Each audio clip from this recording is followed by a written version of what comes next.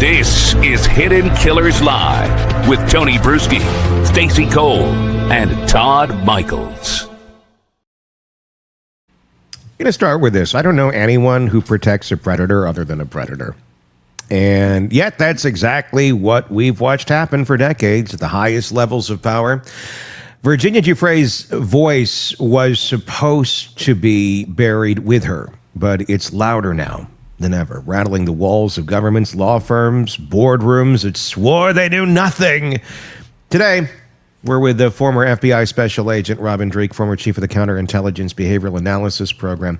We're pulling back the curtain on how predators protect each other, why the system still shelters them, and what happens when silence becomes a survival instinct. This isn't about conspiracy. It's about psychology, about the psychology of power, leverage, and fear. And if you think it ends with Epstein, you're not paying attention. Robin, welcome. And Robin, I want to start here. When you hear the phrase, predators protect predators, what does it mean behaviorally? I tell you, Tony, I'm so glad we're covering this one. Yet this is a rough one. I mean, it's hard not to get tear jerked when looking at this book, covering this book, and when I hear predators protecting predators. You know what my first response is? What? And because this is such, out of everything we cover, believe it or not, this is one of the most hardest things I think for us to understand, because it's contemplative, systemic, horrendous behavior over long periods of time. And so when predators are protecting predators, I always just got to look at, all right, what are the fundamentals of human behavior? And that is control, power, feeling safe. And so predators protecting predators is really about people protecting their own mindset and their own mind think about how screwed up the world is around them. So they want to surround themselves in that echo chamber so they can keep going with that abhorrent behavior. Granted, they don't think it is. But if you get in that chamber where you have other predators around you thinking the same thing, yes. And the key here is to always remember, none of these predators are doing it for the other person, because that would require empathy. That would require a bit of altruism about taking care of someone else. None of them are doing that. It is all extremely narcissistic, self-serving. Again, it's a term of art, narcissism. I don't know because I'm not a licensed clinician, but it is extremely, extremely self-serving, and it's the most toxic thing we can possibly see. Yeah, I mean, it's fascinating to try and jump behind the mind here of this, and we're going to try and do that today. Because I mean, it's simple to look at this and go, these are horrible, horrendous human beings. They are, but how do they operate and operate in such public arenas in front of all of us? And even when we see them, I mean, we have a very bizarre ability as human beings who are not predators to make excuses for them, to have some sort of ways of rationalizing that this person's behavior over here doesn't influence this over here. It's bizarre because the behavior is so abhorrent. It's about as bad as it gets, next to murder. I think some could argue it's even worse. But we, as a society, even when we know about it, we're just like, well, I mean, the examples that come to my mind would be like some obvious ones. R. Kelly. For example, we knew what the hell he was doing. We saw the tape came out. There he is in his home. I mean, there was a freaking Soul Train award in the background, and he's there with a child, and everybody's like, well, maybe it was this, maybe it was that. It's like, it's him in the video. This is his house. Clearly, it is his house. There's his award, and he had an even more successful stretch of his career after all of that came out. I mean, it's really fascinating the way that we can kind of compartmentalize these people on the outside. And I don't want to say we're protecting them as a society, but is it because the truth is just too dark and our brains just can't quite contemplate how one could actually be doing these sort of things to others? So in a way, we act as if they're not? There's a lot of reasons and a lot of data points on this one. So when you take someone of celebrity and notoriety, a lot of times we don't want to believe it. And so we're going to rationalize away what we're seeing, because if we acknowledge the fact that these people that we might have idolized and might set up on a pedestal and we admired, to say they're doing these abhorrent things would invalidate our own ability to see the world accurately around us. And so that goes against how we see the world and how we see ourselves. And so we're reluctant to do those things. So imagine this, we love doing these thought experiments because it really helps us understand deeper. Remove, like R. Kelly, great example, remove his title, name, and position from that entire scenario and ask yourself, if you saw that behavior from someone that you didn't know, yep, would your action be different? Yes. And so that's definitely part of the data points on it. And also, we all experience this in our lives as well. The vast majority of people do fall within the normal parameters of human behavior. We all have trauma. We've all had experiences. But very rarely have we, unless we're part of this culture and part of this world, have we been exposed to it at that personal one-on-one level. And so because we haven't, we don't have an exposure to it, and so we can't believe it's true, or we just saw it in a movie. Or a lot of times the worst thing some people will do is that, oh, they must all just be it's that group of people. It's all condoned. It's see what I mean? So people will do all these amazing things to rationalize away horrendous things they're seeing because they don't want to believe it, because again, it hurts how we see the world around us. It hurts our self-image. It is hard to explain, but it's never just one thing that is causing it. Yeah. So why do we give celebrities a pass? Why do we? Sorry, Tony, I'm invoking Michael Jackson because I just heard Thriller. I was thinking of Jared from Subway too. Well, yeah, I mean they're all coming. They're all coming back to me now. Well, when we have these great, and to your point, when we have these great, rags to riches stories, or not even rags to riches, or just these great stories that we want to believe, we don't want to have it crashed around us, because again, it invalidates how we see people, how we see others, and our own ability to assess. We always want to believe the best in ourselves. We want to believe that we're really good at discerning crazy from not crazy. But the reality is no. So this is where it's okay to be honest. It's okay to be fallible. And if you see something that's off, one of the greatest things we can have as a human being is humility to say, oops, I was wrong there. We really need to have some deeper curiosity of what the hell is that? We got to dive deeper on that. The longer you do things like this and the longer you work with people, the more you realize you're never 100% right, and you can't be right all the time. But what you should see is recognizing someone in something that is deviating from a norm of what we expect to see, because that's what it is too. We expect to see an arc, because this is what they're really, just think about this. Celebrities and people of notoriety are really, and most people on TikTok and everything right now, are really great at posting that 5-second highlight reel of their lives. Yeah. And so we start believing the 5-second highlight reel is that arc.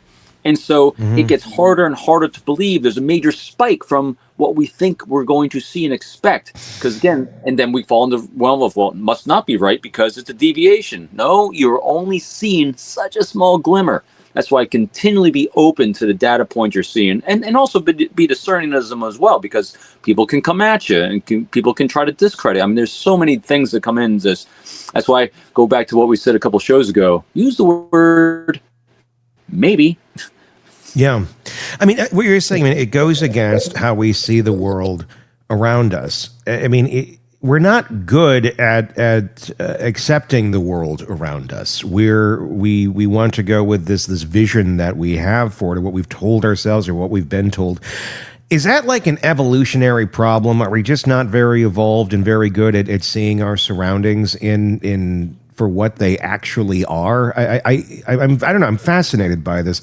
I don't know. I'm not shocked by anything anymore. I think all of us kind of feel that way to a certain extent. I think I kind of feel numb to a certain extent of just the amount of figures that, we thought were good and pure and philanthropists and this and that. And then it turns out like, oh shit, like all this isn't true. I feel like I personally, I don't have any problem seeing the world of what is around me. I have no problem saying I'm wrong or that what I thought was correct is incorrect. I like that. That is a freeing thing. It seems very youthful. It seems very emotionally immature to look at the world in any other way. Is this a problem of emotional maturity that we as a society we're very stunted as a whole, or at least in massive amounts of people are, and a very small percentage is able to kind of see through the blinders and are able to realize, no, this shit is crazy. But then when you raise your hand and say it before anybody else is saying it, you get shot down. You get shut down. Nobody wants to hear what reality might be, even if it is very dark. It's a really great question. Anytime we start talking about our evolution and us as a species, I really love it because it really helps us explain and understand what's going on and what we're seeing and observing. Believe it or not, we are really, really good as a species, not as good as some animals in the kingdom, of seeing things that spike out of the norm of what we expect to see, because we are constantly baselining the world around us. For what purpose? To feel safe. And as the Homo sapiens we are really, really skilled at controlling our environment around us, or at least trying to feel safe. We control our food sources, we control our shelter, we control fire, we control all these things so we can provide and we have offspring. And in order to control the world, in order to control threats, we're very good at seeing what stands out from normal. That is a very pragmatic, objective thinking brain. And the way that you're just describing yourself, Tony, and we all try to do this and we all think we're doing this, is we're objective seeing data coming in. We see data come in, we assess what is cause and effect, and that's why we can move forward. And this is what we're doing. We're doing investigations and when we're doing assessments like this. But what happens is, and that's the higher functioning brain we all have. When you're talking about these other reactions that people are having, you're dealing with emotional reactions. Emotional reactions is the lower thinking brain.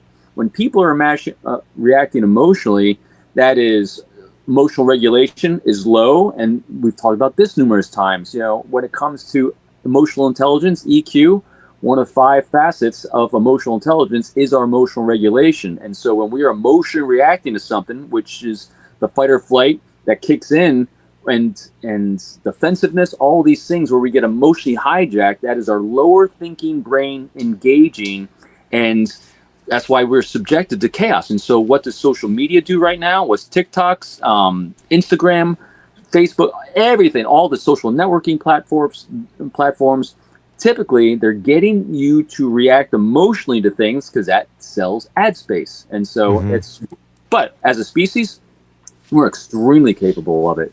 It's just a matter of how do we get that engaged, and we get it engaged by asking what went on here, what's going on, what's the cause and effect, asking those what questions. When we start asking why questions, why did this person do this, then we get very subjective. And when we get the subjective brain going, there's lots of opinions, and opinions tend to not be as focused on facts. Can be, but they're influenced by emotions. Keep to the what questions. What specifically happened? What was the outcome they were seeking? What caused them to do this? Because again, it keeps that cognitive, thoughtful brain engaged. Yeah. Could it be that there's just evil people? I mean, is this just the purest form of evil that we've seen? So it's interesting when you and a lot of people will attach the label of evil to things and acts and everything, and believe it or not, so again, let's do a thought experiment. And here's the challenge: as a species, we are evolved into what we are because of our belief systems that allow us to move beyond 150 in a tribe to more collective things, which is our religion, our beliefs, our ethics, our morals. All these things allow us to collective together. And in order to do that, we created a word like evil because it keeps us in fear. When we fear evil, it keeps us corralled as a species. And that's not to say there isn't evil. I'm just saying that it's a word that people will use. But the universe is just being what the universe is. And you'll have two sides of the coin on this. You have people that'll say, yes, people are born evil or do evil acts, and then you'll have people that are anthropologists coming in and scientists coming in and say, well, here's the cause and effect of the genetics and biology that happened and the nature and nurture part that happened earlier on in life, and they were just formed in this horrendous soup of bad, and they weren't born evil; they were just created. Unless you're dealing with a Koberger type, so. So long answer to your question, Stacey, is I really think it depends on how you see the world in the universe. It can be evil to some people. It can be a really horrendous mix of bad genetics and biology and experiences that created in others. So I think all of it above. It is the way that these figures are protected amongst their circles. Is this a uniquely American problem? Is this the way that we see it, or does this sort of thing go on everywhere around the world? I mean, does it vary culturally in terms of how we interact with one another, with our societies? And other cultures similar to us seem to have similar issues. Does it have to do with the way that we live our lives with the societies that we have and where we live? That's a really good question too. So let's do a paintbrush first. Yeah. Paintbrush. My initial response is no, because we are all Homo sapiens. It doesn't, us as a species doesn't distinguish between anything. We are just all genetically coded for the same vulnerabilities, same impact of the world around us, our genetics, biology, and all that thing. Social status and social situations will fuel it or tamp it down. I would think, when you think about us in the United States and what we're facing here, there are potentially some accelerators that can throw fuel on a fire of someone that is more inclined to it than less inclined to it. That might not happen another place in the world. And the only reason I say it is because our laws and our Constitution and the things that we have for penalties for people tend to be lower here than in other cultures. Believe it or not, people who think we're so oppressive, I mean, seriously, just travel anywhere in the Middle East, and you'll see that. No, so remember this: fear is the greatest motivator human beings have from doing bad things. And in our country, the fear of being caught for that here, compared to the fear of being caught and having parts of your body lopped off from other countries, is much higher. And so, as a species, it's universal. As nation states, I think it will probably vary depending on motivations put in place by penal codes, and also the amount of people that you can collectively get in a place that can get in that horrible groupthink. But with the advent of these horrendous online sites and the dark web and the ability to travel, it has spread more around the world, I think, globally than it used to be able to. And what's very disturbing about Virginia Giuffre's book and the whole Epstein list and everything is, in our worlds, we think a lot of times we think of predators as, oh, they're out on the dark web. They're these creepy people that are hiding behind computers, in their parents' basement or whatever it may be, that are they're the scum of society, and obvious scum of society too. But they're not. I mean, what we're talking about here in this case is leaders of the world, business leaders, country leaders, things of that nature, people that they do not fit that profile whatsoever, but something in them at some point said, no, this is okay for me to do. And what makes it even more disturbing is it wasn't just hidden, in some hotel room, in some one-off thing that no one's going to find out about. We're talking about Epstein. We're talking about Epstein Island. People literally traded these teenage girls as currency, and they had to collectively come together and say, yeah, let's do all this together. Let's go over to Jeff's place, and because it's My mind, it's hard to wrap my mind around how this conversation even begins. How one is if you have nothing going on in that world, you're not a predator, you haven't done anything, and then somehow you get roped into it in some way, shape, or form because of the people that you end up being around or surrounding yourself with for whatever you're doing in life. That to me is such a weird concept of like, well, I never tried that before. This seems like a great idea. I mean, where the hell? I mean, where does that come from? I mean, it's just baffling to me how one could go from not being that to then getting entangled in this sort of stuff and becoming a frequent flyer on the Lolita Express. Well, and let me interject something here. There had to be people in this orbit. And this is both political sides have been caught up in this web. There are people on the periphery going, you're going where? You're doing what? They know about this. What made them turn a blind eye? What made them go, all right, well, you go do whatever it is you're doing over there this weekend? I mean, well, I want to talk about that, but I want to talk about the actual interaction first, because I do want to I want to talk about that angle of the folks that are surrounding it, but I want to talk about what I was saying first, is the actual almost like recruiting, if you will, of someone to join the club. So to me, it's unlocking the darkness from within. I think it's the best way that I can really kind of think about it. And so I'm going to take it to my world of spy recruiting.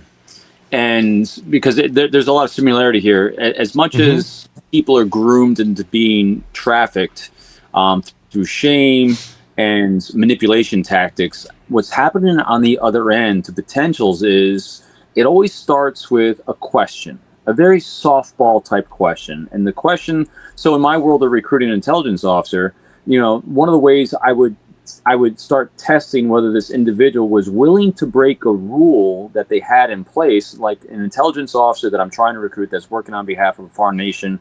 They were not allowed to have outside employment outside of their diplomatic duties. And so I would then use sources of people around them and myself, if I had an interaction, of asking about some of their challenges, priorities, and pain points in life, and ask them what kind of things they're willing to do in order to make those things happen. In other words, hey, I have an opportunity to make some money on the side for you and your family, if that's something you think you're comfortable doing. And then based on that reaction, so here's what I would do. Even if they said no, but I'd sit there like this for a second and thought about it. Oh, they're thinking about it. They're thinking about going down a darker path, a more challenging path, a path that had a little more danger in it in order to service a priority and need in their life. And so now we flip it to the Epstein type group of people. So when you sensitize, because I call it sensitizing your environment towards an end goal you're seeking, you have someone like Epstein or Giselle or whoever say, hey, we're going to be having a party this weekend at the place, and you can come at two different times. You can come when it's just going to be this one group, but if you're able to make it for this one, we're going to have so and so and so, and we're actually going to have some of our younger women there. So you don't even say that, you just kind of sensitize them towards who the audience is going to be, who the attendees are going to be. Watch reaction. And so it's a test. I think it's all a test. So again, I don't know it. I only know from the spy recruitment side. But to me, the way that they start seeing who wants to join this club is who is going to give it a thought of who they want to be. Now, see, people like us, I hear that you're going to do that, and I'm sharing what is going on in my life to my loving critics, and my loving critics say to me, what the hell, are you nuts? You don't go there. What the hell has that got to do with anything? Why would those people be there? Stay away from that crazy. Now, people that don't...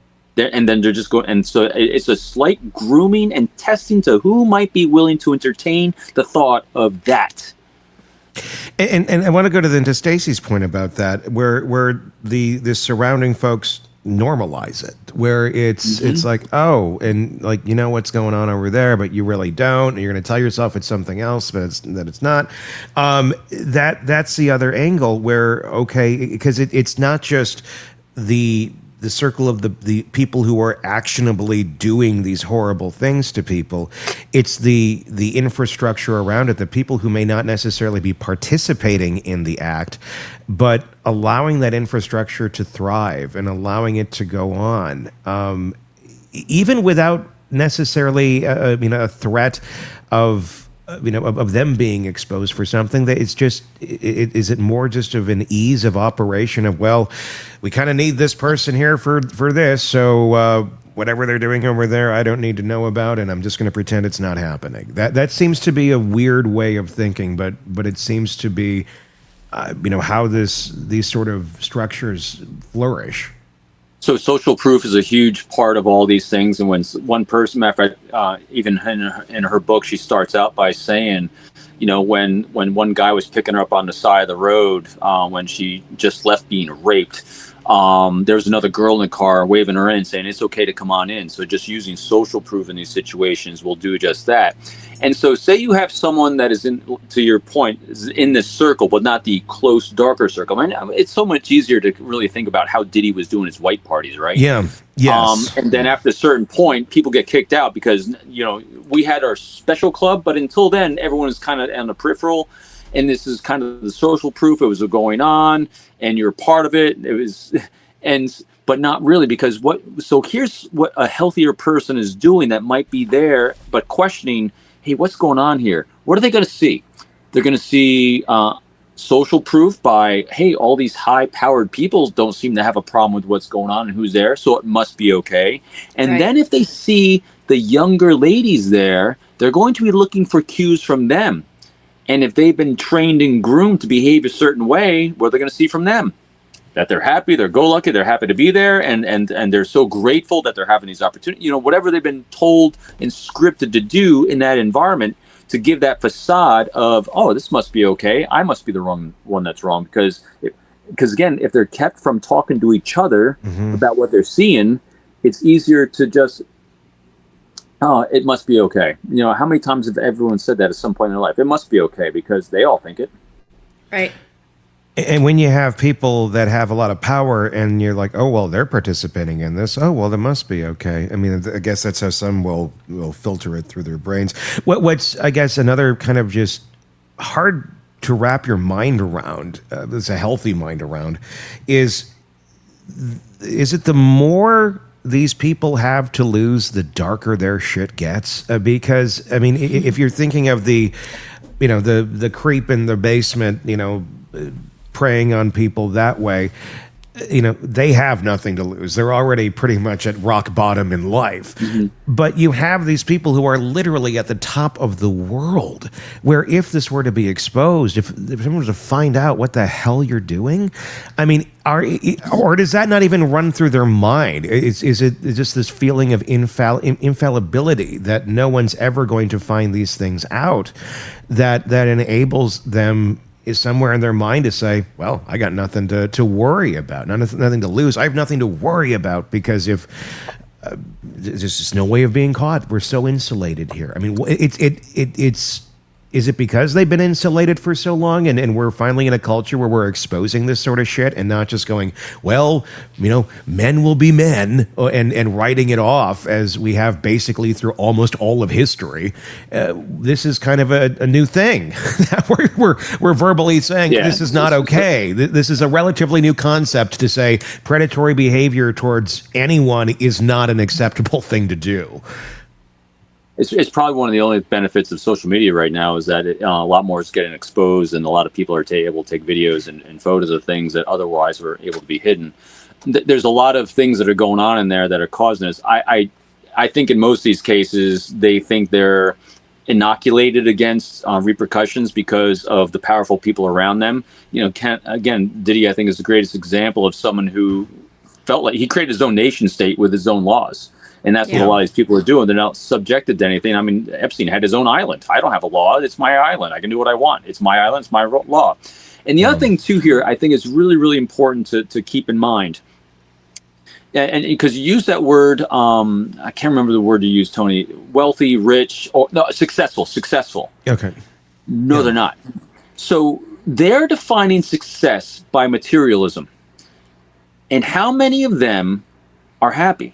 They keep doing this because they're caught up in this and what they're trying to get these dopamine hits from these abhorrent actions, because that's what they've been taught is actually it. When actually the greatest thing you can actually do is just have a great, healthy conversation with someone.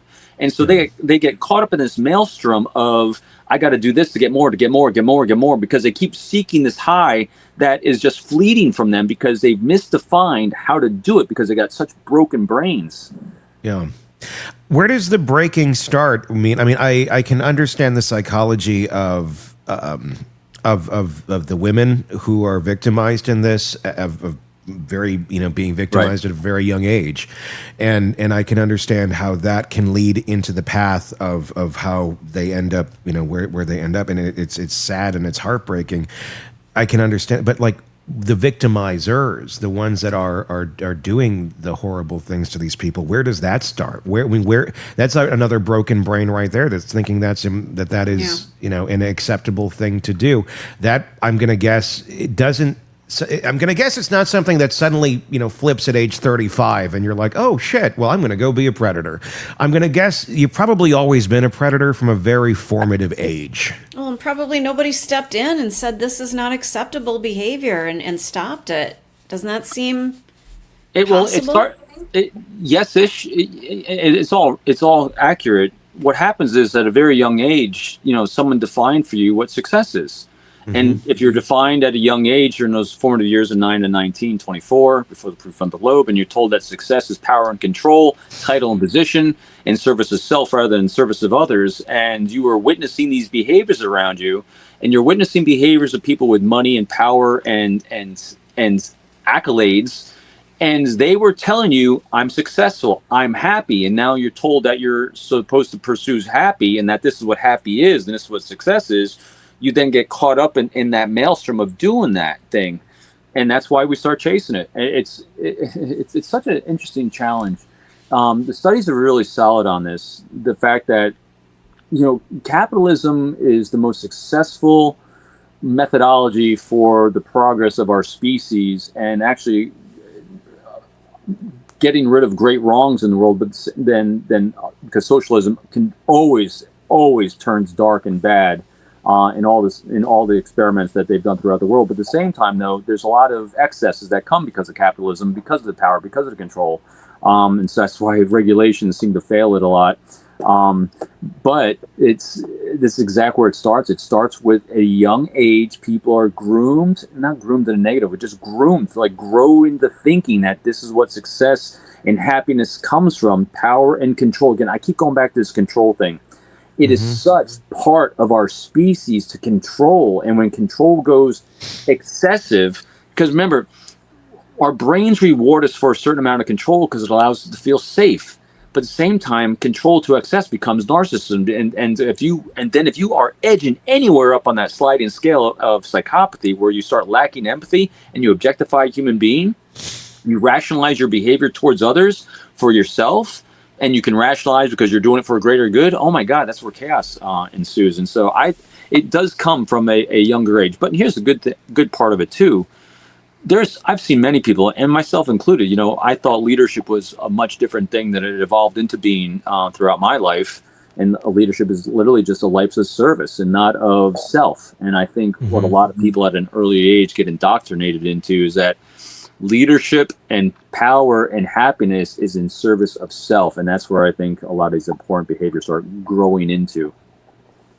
Virginia Giuffre has a new book out. It is called Nobody's Girl. It's her posthumous release, and it goes into the details of her life, of what happened when she was being trafficked from Mar-a-Lago to Epstein Island. And it's a dark one, but it is, I think, a read that everybody should check out. Robin Dreeke, retired FBI special agent, chief of the Counterintelligence Behavioral Analysis Program, is with us talking about this book and the concept of how these people operate and where their brains are at and how it got from point A to point B. How do predators identify others who will protect them? What sort of psychological radar are they looking for in others when they know they need to insulate themselves? Not necessarily that they're inviting their other rich and powerful friends along for their ride.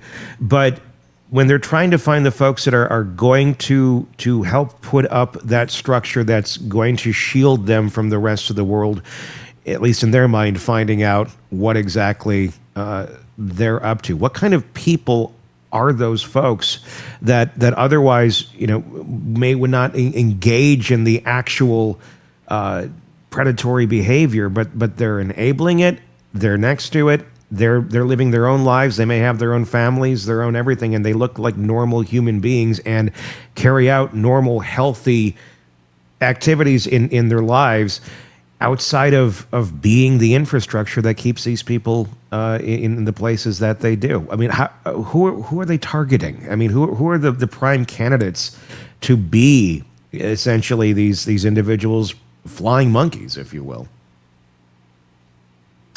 So here's what I think is probably happening. There's I don't think they actually have a test or an interview process for, hey, you look like somebody who could really check these boxes and. But think about this, so again, these thought experiments do us a great service, and that is, who are the types of people that typically do this? These are people that objectify human beings. They love using power control. You can see them rationalize abhorrent behavior. And so say you're someone at that level of Epstein, and you're just watching the news, and you're watching any kind of, tickers online for someone, like a CEO's behavior in this, or you're seeing, a lawsuit being filed against this, and you're watching public statements being made, you're watching this person being interviewed. There's going to be a lot of leakage about how that person views individuals, how they view the world. And if you start resonating with someone, it's like, hey, I would do it the same way as this guy. I would say exactly the way he is. I would, because what are they doing? They're identifying someone who has no problem objectifying another human being. They've got a lot of verbal and nonverbal leakage about what's more important, the bottom line or the human being. And so when you start getting a little bit of leakage, then what happens next? Well, I'll give them a call and say, hey, what you said online the other day, I know you're getting a lot of haters out there, but you know what? I really understood what you're saying. You're part of the club of, hey, well, we all got to be in this together. We've got to support each other. Why don't you come out to my island sometime? And so you start getting a little, you're just testing waters. And it's a test to see how collectively we are all thinking together. Remember, they aren't consciously looking for allies for them to do bad behaviors. They're just seeing if you want to do bad behaviors with me, because you might bring more people into the fray that I can take advantage of as well. I don't think they're doing it to take care of each other. I think they're doing it for they can identify more prey. Wow. No one does it for someone. None of these people, I'm sorry, Tony, none of these people are doing anything for anyone else but themselves. And so predators identifying other predators, it's not for the benefit of doing something kind to the other predator. No, they want the predator's prey that they're going to bring into their circle.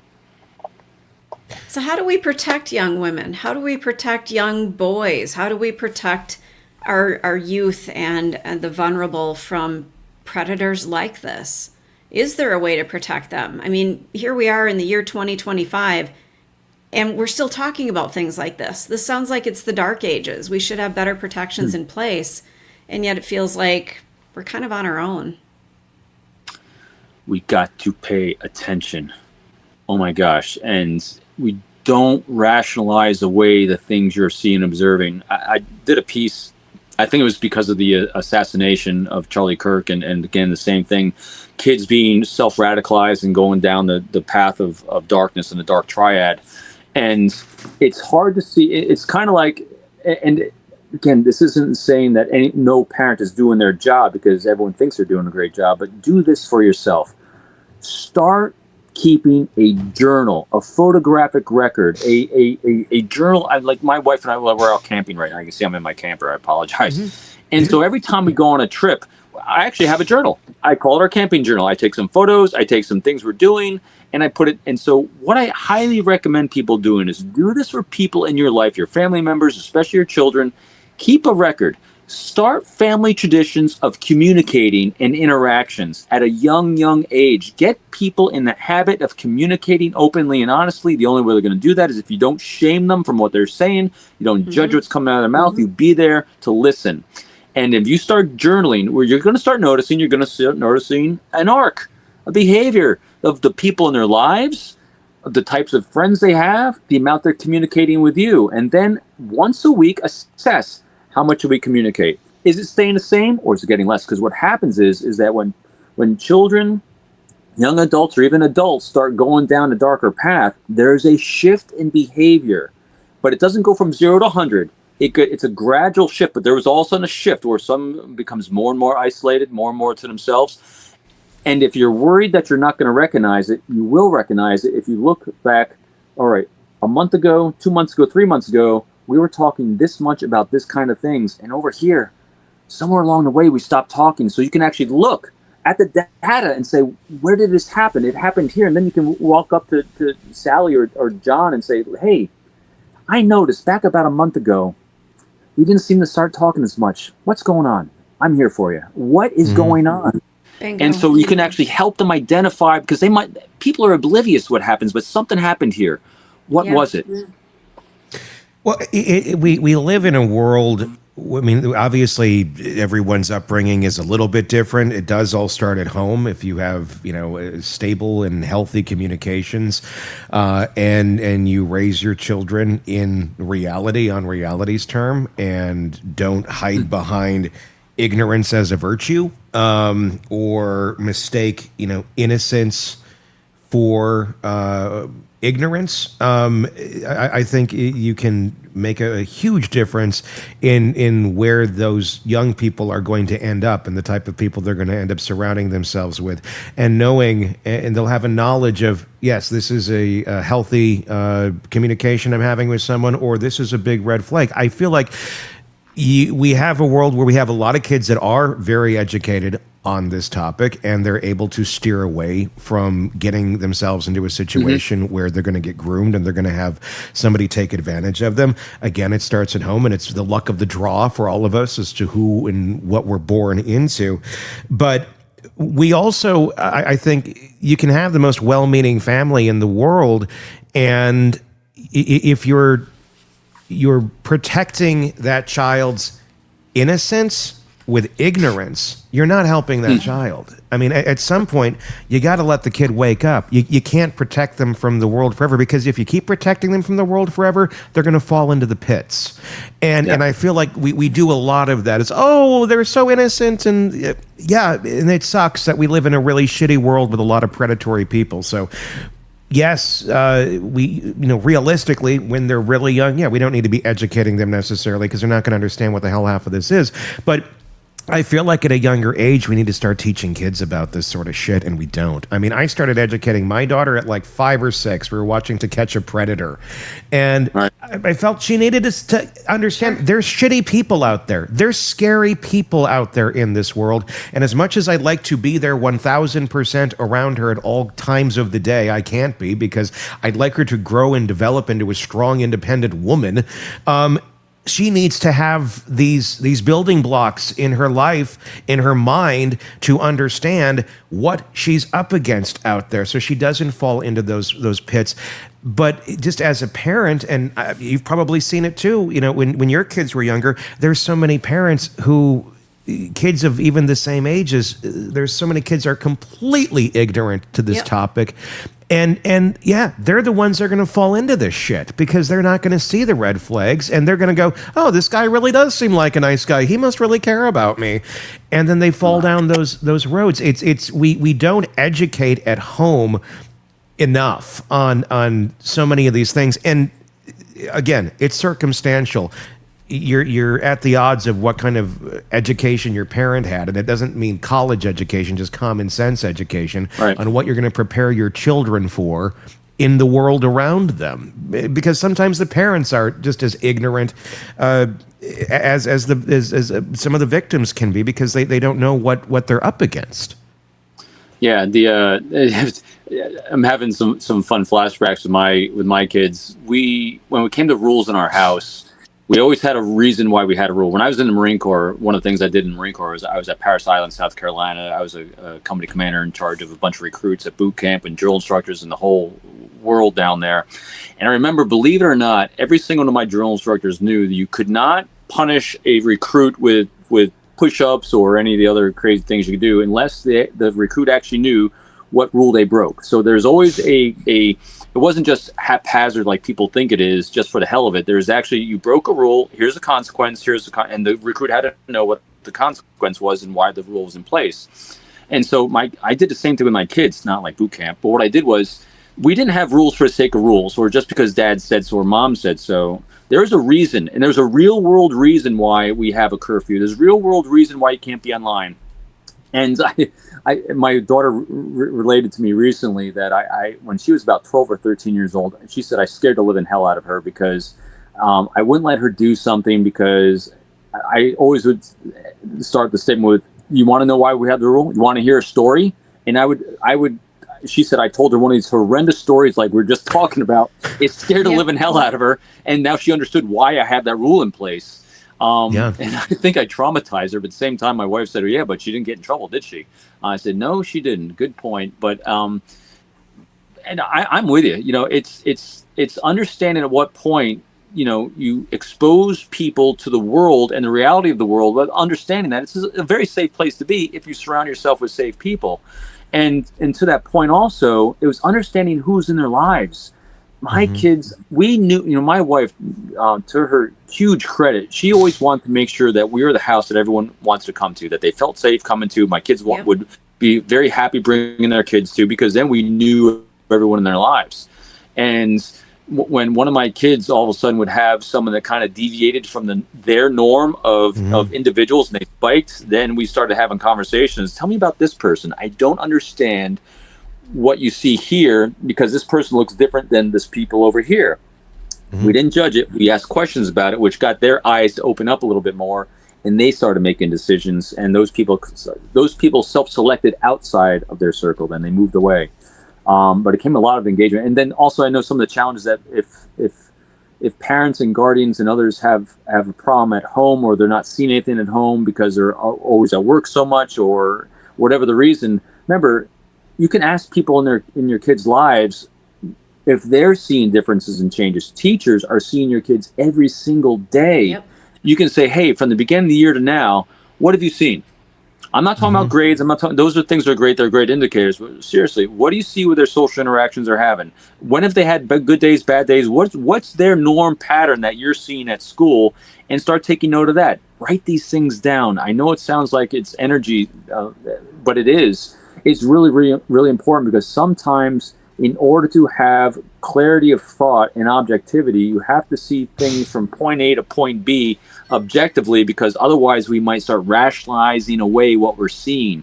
No, if you write it down, it'll be so much more telling for you. It'll become so much more obvious. And as things start shifting to a potential negative, dark area, you're going to catch it so much more fast. And then there won't become a problem. The FBI has the Epstein tapes, the depositions, names. In your opinion, why is justice frozen here? why is it just sit when they know who these people are? Obviously, many of them in power, maybe people there as well. I mean, why? Maybe that's the answer. Why does this just sit? That's the biggest question, obviously, I think the American people have. Why the hell? With this information that exists, why is nothing done? So I'm going to give you the answer of what I typically see in situations like this. Yeah. And it's going to be the really boring answer, and that is, it's simply not organized enough to give a clarity of answer. I've been part of so many investigations where someone will come for an answer. So here's a great example. And I think we've talked about this before, where say, and this happens all the time, say some big thing happens in the world or in the government or an investigation. Here's what typically happens. Very rarely is it just one field office and one case agent. And there's always one case agent that's the main corraller of information in the investigation. But there are so many leads. There's so many things that are put out all across the Bureau. And in this case, if you have people that are dealing all across the world, so many other data points and people that are doing interviews and collecting information and should be then routing it all back to the main case file. But there's a lot of collection going on all over the place. And things just sometimes aren't done right. They're not done well, and collecting it all in one place, and it's we've had plenty of time to figure this shit out by now. I mean, this is not like this is a new thing. Then I'll do the other side, Tony. It's like, hey, it could be, it could be a cover up, or it could be a lack of wanting to see or find the details. But I think, Kash Patel did a decent job in the first couple of weeks when he promised before he came in as a director to give a lot of exposure, right, into all these things. And guys like me that are former bureau guys are kind of laughing when he's saying that, because I know how these things work. So here's an example. When we worked a recruitment operation, which is the highest level of protecting an individual, because we're protecting not just the individual that we've recruited that is working on behalf of a foreign government now working for us, giving us huge top secret things, but the tools, methodologies, and technologies and individuals we use to get them on board is also protected. We kept this on separate systems that were closed, held in back rooms, so that no one in the world could ever get access to it, but a very, very small, closely held group of people for the protection of the individual. Mm-hmm. And I remember when Kash Patel first came on board and he's saying he's going to expose everything, I'm kind of laughing, because if he doesn't know which door to open or can't find the people that actually know where the files are at, he'll never find anything. And so maybe it's all in one spot, maybe it's not, maybe it's, who knows? It's a government bureaucracy. At this point, it could be any of those reasons above. It could be simple bureaucracy. It could be because they never existed. It could be because they're covering it up. I got no idea. It could be the victims might come out with the list. The victims might start naming the people, and I'm surprised that they haven't, to be honest with you. And that's why, Stacey, I do think that I edge on this one, because you know me with conspiracy theories. I don't think it's so rare that there's a conspiracy theory, because especially when you have so many people involved, you would have leakage. And you have leakage of partial lists and things like that. Especially right now, there's so many disgruntled people inside the government that have also retired from the government, that have no skin in the game, that would say, bleh. I mean, so here, I retired from the Bureau in 2018, and if I had skin on the game and anything, I would just blurt it out. I could make a buck for myself. I write a book about it. I mean, but you're not seeing anyone doing that, probably because they don't know about it. It's not there. Again, that's just Robin Dreeke's anti-conspiracy theory on stuff, because I've never been exposed to the theory of one that ever played out, because government just can't keep secrets. People in it, they just leak like sieves. Well, here's the thing, like you were saying, Stacey, like the victims coming out and saying it, and people have been naming names for years. Yep. It's just nobody wants to accept the reality of the names they're naming, and then the people that are being named have enough flying monkeys around their narcissistic chambers to send out and go, no, that's not true, and let's attack the messenger, and then discredit or try and discredit the people who are trying to speak out about it. So it's not like the names aren't out there. We all know a lot of the names. I mean, I'm sure there's plenty that we will be surprised by if they come out, but at the same point, society as a whole, if it sounds icky, if it goes against their belief in who that person is, for whatever reason, they have this belief in a specific individual. And I'm not making an example of any specific person, but if it goes against that, then they're not going to accept it. Yeah. So here's what I think. And so I'm sorry, Tony. So to your point on this, here's what I think is a more probable thing that's happened here. It's not a collective thought of conspiracy or cover-up, but to your exact point, so all these leads get sent out to all these different places at all different times over a long period of time, all across the world, to interview this person, contact this person, and then what happens is that person does that interview, but that mindset of, oh, couldn't possibly be this, and you rationalize away this, and so that person that did that one interview kind of downplays it or shuffles it off, or it doesn't get uploaded because the other person that was supposed to upload it didn't think it was much of a big deal at the time. So what happens is all those people and all those victims are identified. They were all talked to, but because you had a lot of holes in the bucket of holding it together, just didn't care or didn't think it was much. It just didn't get consolidated into something more solid. So I think it all probably happened where they did do all the things they're supposed to do, because I don't know why they wouldn't have, because there's not a collective person that says, hey, let's have a conspiracy to cover this up. It just doesn't happen that way.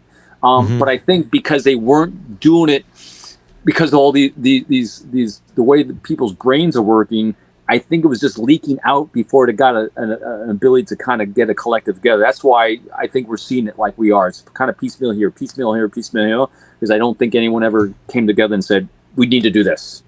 That makes more sense? How do you think a society would react in America? Let's say the list finally comes out, and let's say it names a whole bunch of people, including ones that we don't know about, ones that we already, like, oh my God, I didn't realize that, the jackalope from the America's Funniest People was a predator, Right. like just, weird shit. I mean, I don't think anyone can get mad at me for making an example of the jackalope. So I made up a fake. And like They're not 5 fake. people remember the jackalope. Dave Coulier, yes, I'm the jackalope. He talked like that. It was a real funny bit. But things like that. I mean, but a real human being. If a bunch of names are to drop,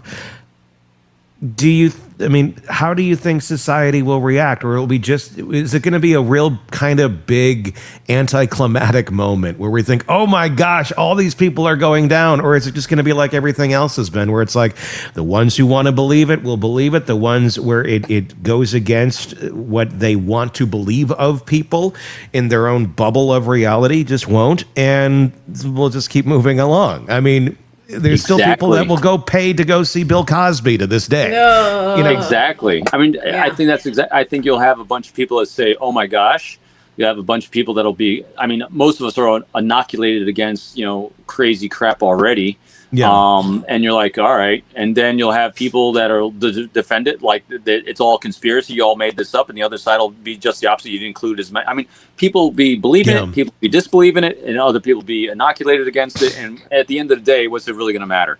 We're going to be watching then a trial, and most likely we'll think that people got off too light, and we're moving on. I mean, we keep playing the same tape again and again and again. I know. I mean, I keep going back to this Diddy case. I mean, how much you got to watch someone doing something horrendous and horrible and pretty much get away with the entire thing, and everyone going, huh? Oh, well. Right? Yeah. I mean, it's a feeling of collective helplessness, I think, that we have, and we've been groomed this way by society, by some of these people in power, to feel helpless, and it's like, well, they're going to do what they're going to do, and it's sad, it's disturbing. So I think the best we can keep doing is to try to get to a point, because we keep losing faith in government institutions, and our criminal justice system because of things like this sometimes, although it's still the best in the world. But that's why I think, books like hers and others people that are talking about what they went through as victims really goes a long way in trying to help us keeping it from happening in the first place. Yeah. Because if we don't get to the point where we have these types of victims, then we don't have to worry about a system failing us. Well, if you can do more offense, if you can start it at home, like we were talking about earlier, if there's more of that, at the end of the day, it just comes down to having a strong home, a strong family, raising children by competent people who have a clue on how to do it.